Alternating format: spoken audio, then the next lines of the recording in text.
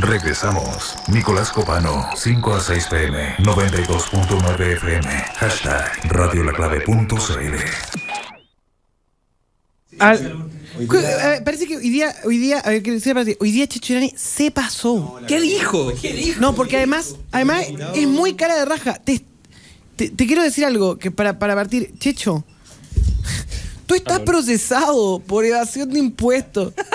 Entonces no eres el más adecuado que diga las cosas que dicen. Ustedes lo escucharon, denme detalle. A ver, bueno, primero que nada, voy a ir saludando a los panelistas de hoy día, 29 de octubre. Está Bruno Córdoba, un clásico. ¿Cómo le va? ¿Qué sucede.net? Se pueden suscribir todas las semanas, van a tener un newsletter. Mientras tanto estoy editando una cosita que estoy preparando, no puedo decir más detalles. Pero está bien, bueno, Bruno Córdoba está con nosotros, ¿qué sucede.net? Está Pablo Perry, consejero estudiantil del Centro de Análisis Político de la UDP. Muchas gracias. Está Pablo, y también está, ¿usted es? Felipe Bavaria, también del centro. No me lo ponen acá, pero tranquilo. ¿Cómo que está no te lo ponen? Está acá de polizón. Bueno, usted viene a que se lo pongan. No se lo pusieron. Oye. Oiga, cuéntame, ¿qué dijo hoy día Checho Irane? No, bueno, yo en verdad soy un seguidor, no fan, digamos, para dejarlo claro, pero alguien que requiere, digamos, actualizarse en cuanto a sus comentarios para... Bueno, la verdad puede servir para subir la autoestima o lo que sea, pero en resumen, hoy día tenía un invitado, no me acuerdo mucho el nombre, pero esto puede sonar un poco redundante, era un poco más libertario, yo creo que cualquiera es más libertario que Checho Irane, pero un poco hablaba sobre el tema de la educación y el ejemplo como modo para poder regular ciertas condiciones de vida, etcétera. Y Checho Irane, digamos, bueno... aquí yo creo que ya fue a otro nivel porque apeló al tema de la represión como modelo para poder generar modelos de vida, consideraba que la ley era la única institución importante para poder regular y para poder reformar ¿cómo se llama? Las conductas a lo más estado portaliano, digamos. O sea, Checho Irane llamó a la represión. Llamó yo creo ya a un nivel de represión que yo por lo menos no lo había escuchado y eso es decir harto, la verdad. Entonces, ¿Pero qué fue lo que levantó la polémica? No, porque hablaron de educación. Claro, como que en el fondo, él, además de que considera que es utópico pensar de que a la gente se le puede educar desde el principio para poder generar una sociedad mejor, sino que considera que, bueno, tal tradición capitalista que considera que el hombre esencialmente es egoísta, esencialmente siempre va a propender a su beneficio y esencialmente es malo, digamos. Entonces, por tanto, se justifica sacarle la madre. Claro, exactamente. Increíble. Oye, esto lo dijo Chechín. Claro. ¿A qué hora fue? ¿A qué hora lo dijo Chechín? Como diría Sergio, Chechín lo dijo más o menos como a las 11:30, algo así. Vamos a bajar. Lo vamos a escuchar a Chechín. En un momento vamos a tomar un minuto momentos, y vamos a escuchar, porque somos fans del segmento de Respondamos a Chechín.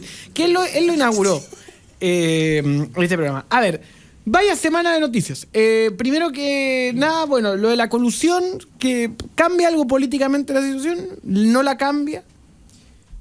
No tiene que ver con ese carril, sigue siendo parte del paquete de excepciones. Es que este es un mercado que ocupa más del es el 98% del mercado. Claro. O sea, pero la pregunta es, ¿tiene una influencia sobre el mundo político, sí o no? Bueno, yo considero que aquí cada vez que hay casos de colusión generalmente se tratan de mostrar por los medios, generalmente en medio del duopolio, que estos son como casos aislados, estos son como manzanas podridas, digamos, que no son como ajenos, digamos, a la forma lógica de que el sistema funciona. Y yo creo que es importante recordar que estos son métodos estructurales de cómo el sistema funciona. O sea, ¿cómo se llama? Así funciona a través de monopolio, a través de acuerdos políticos, porque por ejemplo a propósito del caso Orpi, etcétera, son métodos estructurales de las formas neoliberales de funcionar. Entonces, en el fondo, yo considero que considerarlos como casos aislados es un error, en verdad.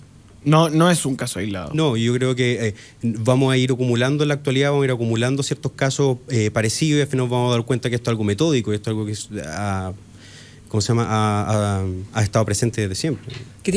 Me estaba acordando a propósito de esto de una nota que salió en La Tercera el sábado, que era lo de las redes sociales, de cómo se articula la sociedad en Chile. Y decía que las personas las ultra elite chilenas, lejos de ser gente que conoce a mucha gente, paradojalmente les sorprendía a los del estudio que conocían a muy poca gente. Ah, claro, sí. Que era como... Las élites son muy cerradas. Eso querían decir que estaban tan superpuestos los planos que la cantidad de gente que conocían era muy poca y ellos mismos sentían que no tenían que conocer más. Claro. O sea, como que era suficiente. ahí tienes algo Sí, también es que Pero es pasa algo una clásico cosa en la muy loca. Es que especificación. en Chile pasa una cosa muy loca. A la gente le gusta creerse sus mentiras. Es algo más amplio que tiene que ver con el concepto de comunidad. O sea, Jaime Guzmán nos dejó todo esto de la defensa del grupo intermedio. Y la defensa del grupo intermedio al final nos conduce a que cada quien se crea dueño u ocupante de una comunidad que es mucho más chica que lo que es la comunidad efectivamente. La comunidad es comunidad país, comunidad región, comunidad comuna, la comunidad entendida como ejercicio de la ciudadanía, Claro. no como territorialización de un espacio, o sea, no como comunidad de un edificio, comunidad vacacional, comunidad ecológica, comunidad mística. O sea, el concepto de comunidad se terminó balcanizando de una forma tan brutal que ahora llegan al punto de que incluso quieren pedir protección a algunas comunidades de sus costumbres y de sus praxis, aun cuando van en contra de la cohesión nacional. O sea, todo lo que fue la discusión de la ley de la educación. Sí. Claro, finalmente tratar de cerrar lo más posible y cerrarse aún más. Son Colonia Dignidad. O sea, estamos replicando a Colonia Dignidad tantas veces. Bueno, ahora... Es peligrosísimo. Es peligrosísimo, pues, weón. Sí, Eso termina con algo que se llama endogamia. Aprovechando que mencionan a Jaime Guzmán, yo creo que podríamos, aprovechando la instancia, hablar un poco del tema del anuncio que hizo la presidenta hace unas cuantas semanas respecto a la Constitución. Ya. Sí, bueno, sí, o sea... Háblelo, pero si me pide permiso para hablarlo, háblelo. ok. Adelante. Es su primera vez en radio, Es mi disculpe. primera vez en radio, básicamente. Dale. O sea, bueno, Hablemos de la si me Constitución. preguntan a mí, yo sinceramente creo que el gobierno en verdad vuelve a entramparse en su propio discurso. Vuelve a pisar siempre el mismo palito, es volver y volver y volver a entramparse en el discurso. Porque este gobierno tiene por un lado un discurso con una apuesta reformista, ¿no es cierto? Esto lo hemos conversado antes, de hecho. Una apuesta reformista que pretende hacer cambios, ¿no es cierto? Que nace a partir de una movilización fuerte que se da durante el año 2011. Pero por otro lado, y también muy en lógica de concertación, termina cediendo y pactando, siempre con esta cosa de los acuerdos, ¿no es cierto? El Siempre acuerdismo. El acuerdismo, básicamente. Que es una idea profundamente guzmaniana, volviendo a... Exacto, Guzmán, porque tiene que ver que al exactamente. final tú siempre estás... Es que ni siquiera va por ahí. No, es una cosa mucho más del argumento. O sea, que tú le dices a las personas... a ver, esto es lo que Perelman, Jaime Perelman, cuando habla del tratado de la argumentación. O sea, que él dice que a la gente hay que convencerla. Que a la gente hay que convencerla, hay que convencer al auditorio universal. Sí. El problema de convencer al auditorio universal pasa que no existe discusión crítica, que es lo que después cuando se habla a finales de los 80 y miren, habla de la argumentación, dice que tú no puedes estar siempre como yo contra un otro, sino que somos dos iguales y que yo tengo que presentar mis argumentos porque soy igual que tú. Sí, Y esa cosa que es de la argumentación perelmaniana todavía persiste porque todavía nosotros creemos que hay un uno. Sí. Y no somos Sí, un bueno, uno.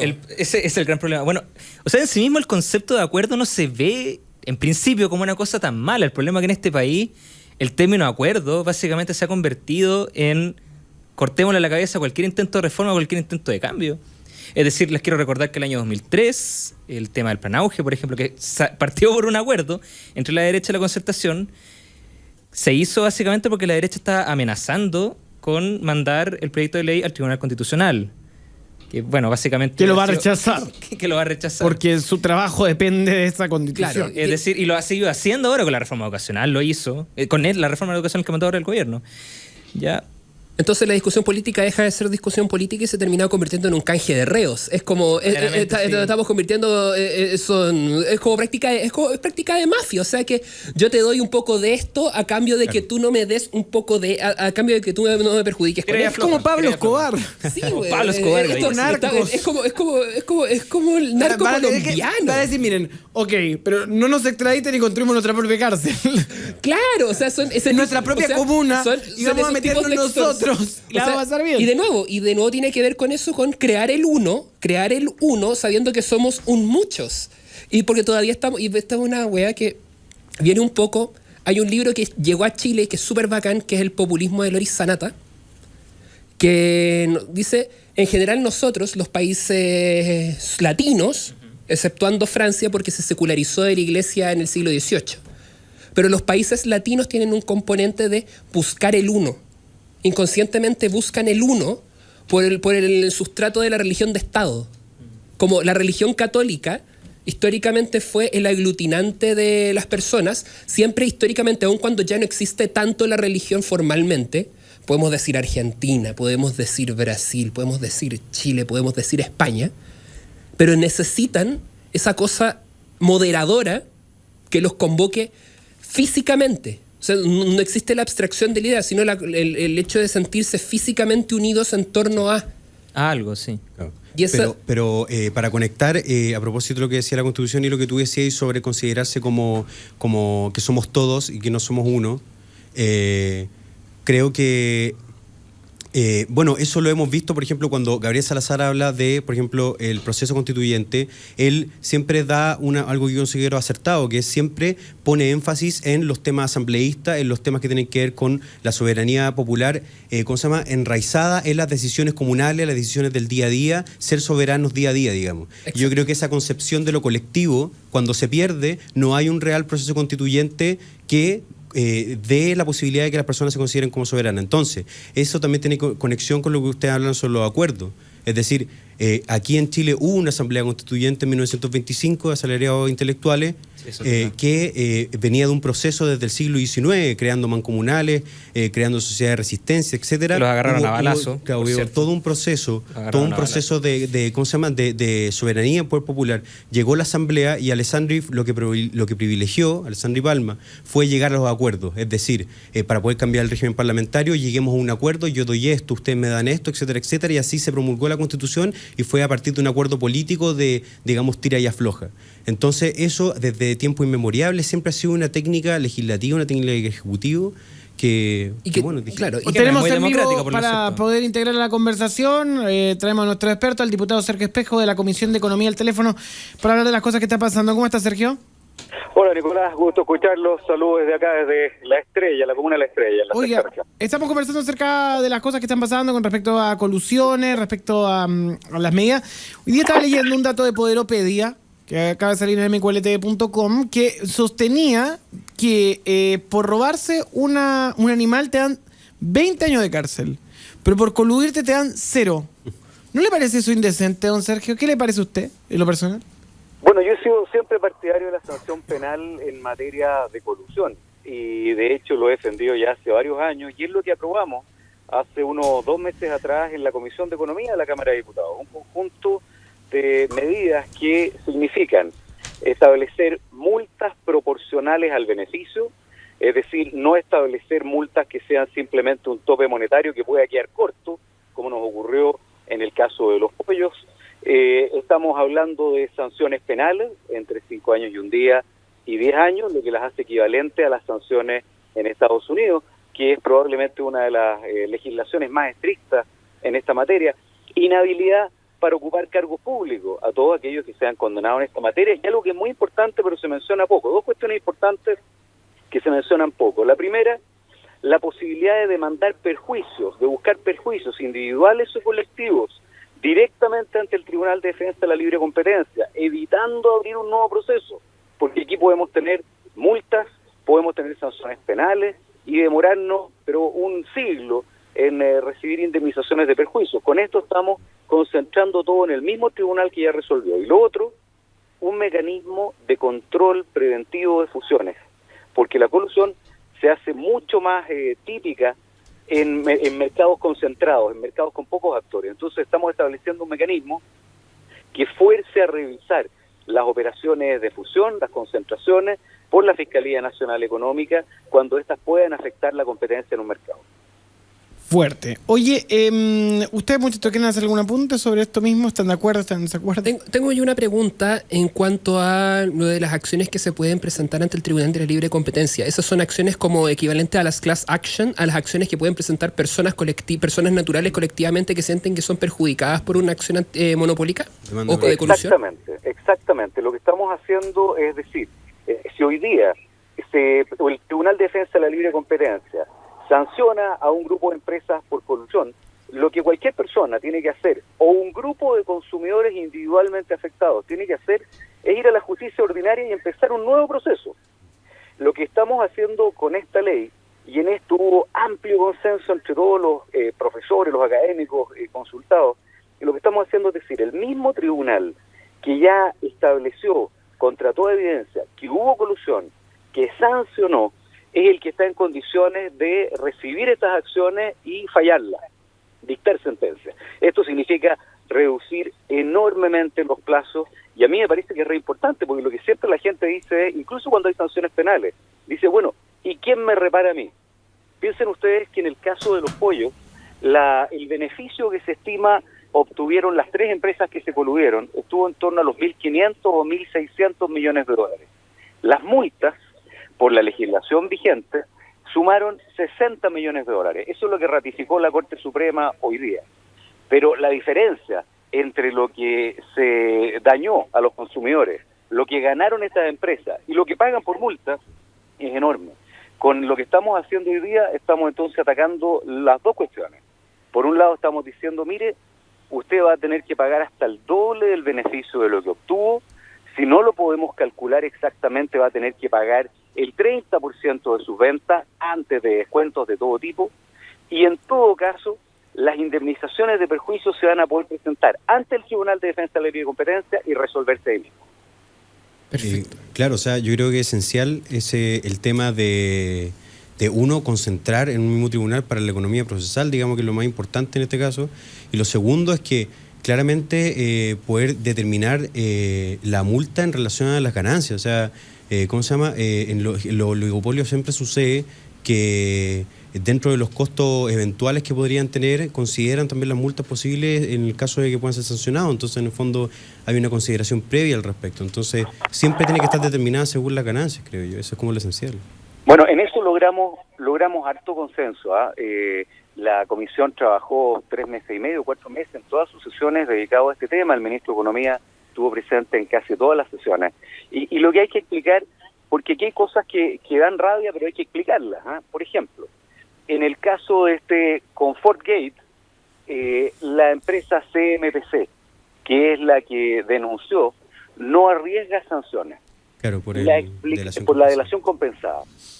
Y la explicación de esto es la siguiente. La colusión es probablemente el delito económico más difícil de probar. Si ustedes ven las pruebas que ha aportado la Fiscalía, tienen muchas de ellas que ver con la misma información que entregó CMPC. Entonces, el objetivo que se persigue en la legislación más avanzada, que es lo que estamos haciendo nosotros, es asegurarse primero de romper el cartel, quebrarlo, impedir que se proyecte en el tiempo, porque ahí es donde se está produciendo daño a los consumidores, y luego sancionar. ¿Y cuál es la manera de asegurar que eso ocurra? Con una combinación: sanciones severas, un organismo como la Fiscalía Nacional Económica, que hoy día tiene facultades para incautar computadores, intervenir correo electrónico, etcétera, pero al mismo tiempo delación compensada. O sea, el que se acusa, pero solo el primero que se acusa, queda libre de sanciones, de las multas o de las penas. Siempre podrá ser posible alegar perjuicios en otro tribunal, pero queda libre de estas sanciones a cambio de entregar información suficiente para romper el cartel y para sancionar a los demás involucrados. Sí, diputado, ¿me escucha? Sí. Sí, diputado. Pablo Parre aquí en Radio La Clave. ¿Cómo está? Hola, Pablo. Una consulta. Bueno, es sabido que nuestra economía está en buena parte caracterizada porque existen hartos monopolios, en el caso de las comunicaciones, en el caso de las farmacias, entendiendo oligopolio con que estos mercados están controlados por un puñado de empresas. La consulta que yo tengo es, ¿qué ocurre? ¿Cuáles son las facultades, por ejemplo, en el caso de la Fiscalía Nacional Económica, para evitar que existan oligopolios o evitar malas prácticas de parte de estos oligopolios? Bueno, las facultades han aumentado mucho y la ley ha avanzado en estos años, y es justo reconocerlo. Pero vamos por partes. Los monopolios hoy día están fundamentalmente en las denominadas actividades de red, en la transmisión eléctrica, la distribución eléctrica. Son actividades que económicamente están definidas como monopolios, muchas de ellas monopolios naturales. El problema que tenemos, y sí es efectivo el punto que tú haces, Pablo, es que en nuestra economía hay mucha concentración. Es decir, más que monopolio, incluso a veces más que oligopolio, el problema que tenemos ahí arriba es de concentración. Y sabemos que cuando hay concentración, esto es, pocas empresas en una misma actividad, el riesgo de colusión aumenta, porque el costo de coordinar se disminuye. Es más fácil ponerse de acuerdo. Entonces, lo que estamos haciendo en esta ley es establecer un mecanismo de control preventivo obligatorio de fusiones en aquellos mercados donde exista el riesgo de que esta concentración afecte la libre competencia. Y se le está entregando, por ley, a la Fiscalía Nacional Económica la facultad de realizar estudios permanentemente sobre mercados en concreto para estar evaluando. Agreguemos además que la Fiscalía ha actuado con niveles de independencia que hoy día todo el mundo le reconoce y que adquirió el año 2009 facultades intrusivas, estas de las que hablábamos hace un rato, poder incautar, a modo de ejemplo, material. Así es que yo creo que en esta materia se ha avanzado. Yo espero que lo que hemos visto hoy día en este Comfort Gate se traduzca también en sanciones éticas importantes de parte de los empresarios. Porque, seamos claros, aquí se pontifica todo el año respecto de lo que está bien, de lo que está mal, cómo tiene que ir el país, por qué el país debe ir en esta dirección u otra, pero resulta que hoy día buena parte de quienes han pontificado están involucrados en esta conducta. Y lo estuvieron en el caso pollo y lo estuvieron en el caso farmacia, entonces párele también. Aquí hay una cuestión que tiene que ver con la forma en que también los gremios empresariales se hacen cargo de quienes se apartan tan gravemente de normas ya no legales, porque esas están infringidas, de normas éticas mínimas. Diputado, una pregunta muy corta. ¿Qué se puede hacer más allá? ¿No han contemplado, por ejemplo, en empatar, tal como los diputados, los senadores tienen que informar las acciones por un tema de ley de lobby? ¿Qué tan factible es que se pueda informar todas las actividades de gremiales y establecer una ley de que todo lo que tengan que discutir los gremios entre gremios sea público?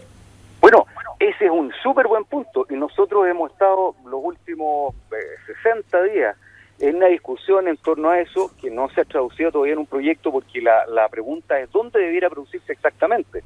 Pero aquí hay varias materias. Uno debiera decir, mira, las obligaciones que tienen las autoridades públicas de información, de transparencia, por ejemplo, debieran ser consideradas equivalentes para los directores de sociedades anónimas que cotizan en bolsa, que representan el interés de los accionistas, no solo los mayoritarios, también los minoritarios, en múltiples aspectos. Uno dice, ¿por qué ellos no deberán estar obligados a los mismos deberes de transparencia? Las asociaciones gremiales, fíjense que lo que la Corte Suprema hizo hoy día fue ratificar la sanción que había propuesto la Fiscalía, acogió el Tribunal de Defensa de la Libre Competencia y disolver el gremio de los productores de pollo, porque ese fue el que operó como cartel. A eso mismo pero eso lo hizo hoy día, pero además lo multó.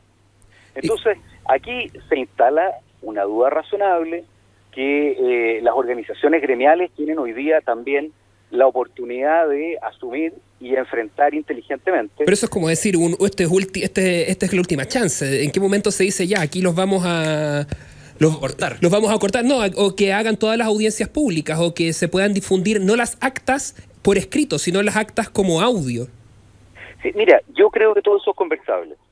Y mi impresión es que aquellos que representan interés público, o porque son autoridades públicas, o porque son representantes del interés de accionistas en una actividad que está regulada por ley, por ejemplo, deben estar sometidos a niveles de transparencia y de obligación de información muy superiores a los que tienen hoy día. Y probablemente la Fiscalía, a mí no me cae ninguna duda en realidad, uno de los ámbitos en los que va a poner atención con esta nueva facultad que le estamos entregando de realizar investigaciones, estudios permanentes de mercado, va a ser la conducta de las organizaciones gremiales.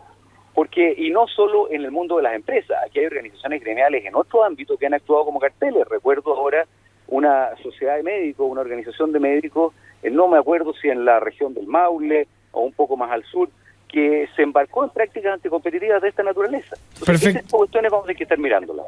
Perfecto, Sergio, te agradecemos mucho el contacto en vivo para la conversación sobre economía. Gracias a ustedes, que estén bien. Chau. Una buena conversa tuvimos esta tarde en Hashtag. Oye, quisiera agradecer a los panelistas esta tarde. Sí, hay algo que quiero decir quieran. antes del cierre. Me llamó mucho la atención lo que hay afuera de la UDI en estos momentos. Hay unos papelógrafos afuera de las sedes como si fuera la brigada Cagón.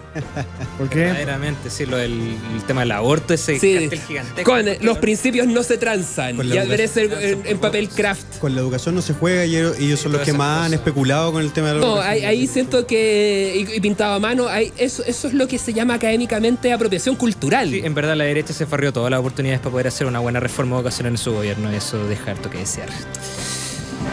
Son las